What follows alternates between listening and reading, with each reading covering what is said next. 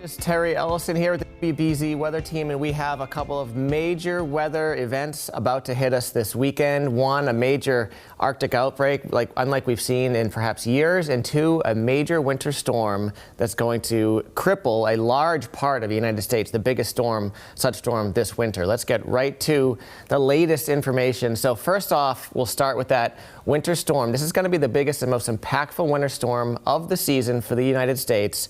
Dozens of states covered in ice, buried in snow, just an absolute mess. We're likely to see blizzard and ice storm warnings issued later this week, and that would be for several southern states. And I think the impact in New England, of course, is what we're all really interested in. That's still to be determined, but we're going to get into that a little bit more deeply here. First off, here's the setup.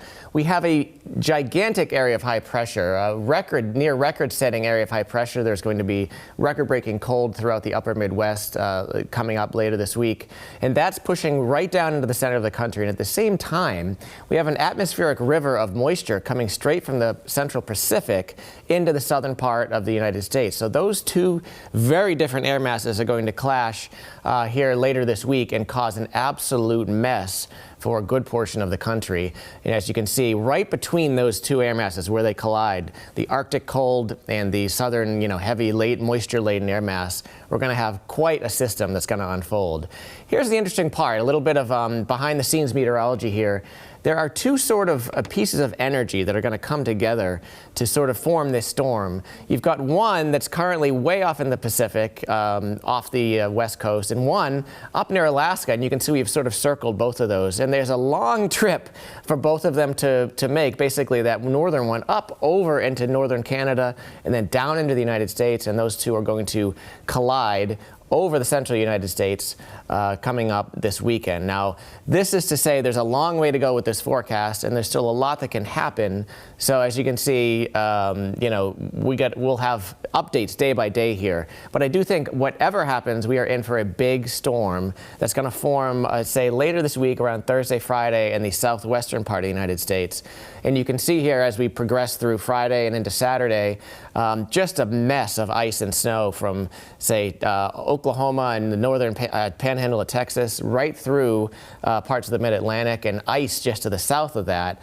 And then, of course, as it gets closer to the East Coast, the big question is, does it make that turn northward, or does it just kind of keep zipping out to sea? And that's really the question we're going to be struggling with over the next few days. And I think within a couple, 48 to 72 hours, we'll have a much better idea. But take a look at these snow forecasts. This is just one model forecast. Basically from the panhandle of Texas all the way through the Carolinas, Virginia, we're talking feet of snow, especially in parts, say, the Appalachians and some of the higher elevations and say in Tennessee and Kentucky, there could be multiple feet of snow going on. And just south of that area, we're talking about ice. And that can be even more disruptive and impactful. And you're talking about from parts of mid-Texas through Arkansas, through northern parts of, say, Mississippi and Alabama and Georgia, just going to be encased in ice down there. And that's the area just south of where they're expecting all that snow. I'm bringing Jason in here just to help me out. Jason, did you say Mississippi? Somebody said something about Mississippi? Welcome to the chat. Of course. Just discussing about this major impactful storm that's coming up. And right now I'm throwing up just a couple of, this again, kind of behind the scenes meteorology here, but I grabbed basically a still of three of the more sort of respectful models that we use, and the chances of basically 3 inches or more of snow from this thing Sunday into Monday. Jason, this is the American model, so you can see where the higher colors are, the oranges, the yellows, basically highlighting the mid-Atlantic for the highest risk of snow. You know, one of the things that I mentioned earlier this morning, Tara, when I was on air talking about this thing is, in this part of the country, especially across the deep south where rain, snow, ice, and all the messy situations happening here, they don't have the infrastructure like we do here in the north. And I remember in years past, maybe about a decade or so ago down in Atlanta, people were stranded in their cars. Mm-hmm. We had unfortunate casualties that happened down there. And that was just maybe a couple inches of snow. That's right. If you're talking about 3, 4, 5, 6+ inches of snow across, let's see, the Arklatex area, northern Mississippi, northern Alabama, even portions of northern Georgia, Atlanta, a major metro, they're not going to know what to do. They're not with equipped it. for it. Yeah, in a lot of those places, they literally just leave it and wait until it melts, right? It could be days. And that's what happened in 2021 when I was living and working in Austin, Texas. That classic February storm, we were without power for 3-4 days from ERCOT there. They were doing rolling blackouts that just stayed blackouts for days on end. We didn't have any salt trucks in the city of Austin. We didn't have any plows in the city of Austin. And then on top of that, we got ice, and virtually everything was shut down for 4 to 5 weeks. We're not necessarily going to be dealing with that so much here, because we have the infrastructure, we have the plows and things, but all that cold air, you add on top of that another messy situation, it could actually become dangerous. Yeah, I think that this could be a situation where for multiple days you've got airports either shut down or severely impacted, again, across the southern tier, which of course will filter into the entire country. Oh, for sure. So you can see, again, if we fade from the American model to the European model, you see for right now, there's a sort of agreement that the highest risk right now would be through the mid-Atlantic. We're talking about D.C. to Baltimore to Philly, southern Jersey. And we are in New England sort of on the fringe of that area. Same thing with the Canadian, although it's a tad further north. So again, this is 5-6 days away. It's bound to change. But right now, as of this discussion, it seems as though the highest potential is just to our south. And that potential, again, for a foot or more of snow. And that is something that places like D.C., Baltimore, Philly, that's a big deal down there, too. That's a big deal down there, absolutely here. I mean, you mentioned even the airports. You got Hartsfield-Jackson down there, major airport. Yeah. That is the web for a lot of streamers coming from the north, east, south, and also west as well.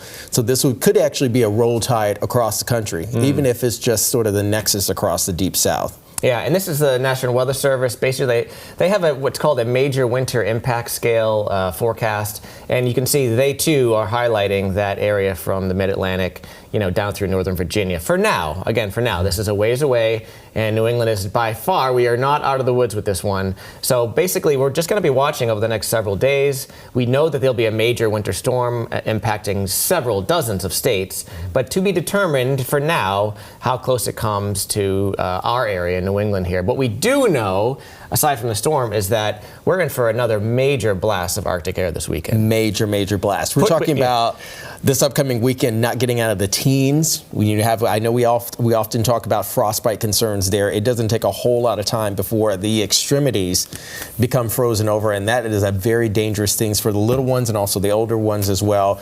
Check out where all this air is coming from here, friends. We're talking about pole-like air streaming down outside of the Hudson Bay into the Great Lakes region, and all this is going to be wrapping around with the impacts across southern and also northern New England. This is a fun time of the year where a lot of people like to go up to the slopes there and get a lot of vacation time in and maybe take advantage of some fresh powder there.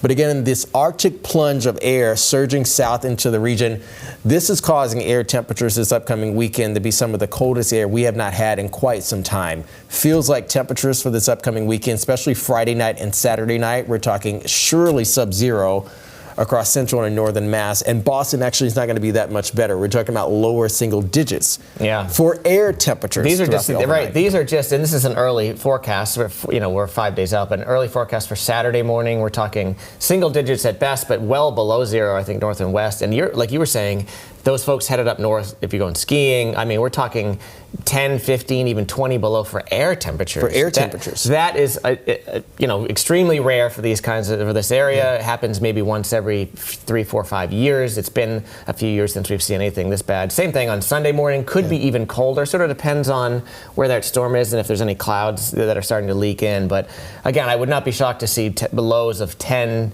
12, 15 below somewhere northwest of Boston early on Sunday. Just really nasty stuff. Nasty stuff. I was checking out our sister station, CBS Minnesota. It says WCCO. Their forecast high, if my memory serves me correctly, on Thursday is -5. Forecast high, air temperature. This is not counting for the wind chill. And on Friday, it's going to be -1. So I don't know how you want to digest that. That is extremely dangerous cold air. And it also affects our automobiles.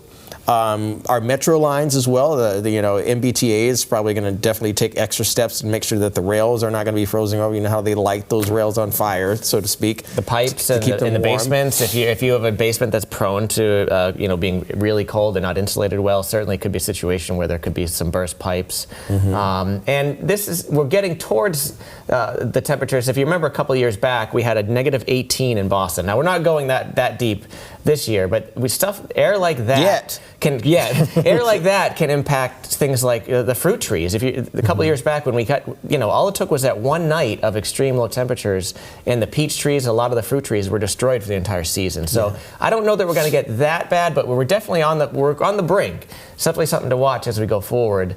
But again, two major impactful sort of weather stories. The cold is definitely coming this weekend. It's just a matter of does that storm come up here and give us like a double whammy. But whether we get it or not, you're going to be hearing about it, folks, later this week. It's going to be the only story, I guess, other than the Patriots on the news. A major impactful weekend coming up. Perhaps the most impactful winter weekend the East Coast and we've seen in several years. Yeah, and also the Deep South as well. Yeah. But the Pats will have a pretty fair forecast for them over in Denver. Well, there's the good news, right? Yeah, Denver has had basically the opposite winter that we've had. They've had barely any snow out there in the mountains, and they're going to be in the 40s and sunny for that game on Sunday. So insane. Maybe we should head that. Actually, why don't we head out that way? Well, I'm going to Houston on Sunday. You are. Actually, and Eric Fisher's out near Denver this weekend at a weather conference, so he got out just in time. He did get out just in time. We will keep you updated. Jason's coming on in about 20 minutes at noon. We'll keep you updated tonight with Jacob Wyckoff, and throughout the week, we'll be tracking this major winter storm and cold outbreak. If you're watching us on YouTube, make sure you like and subscribe. Have a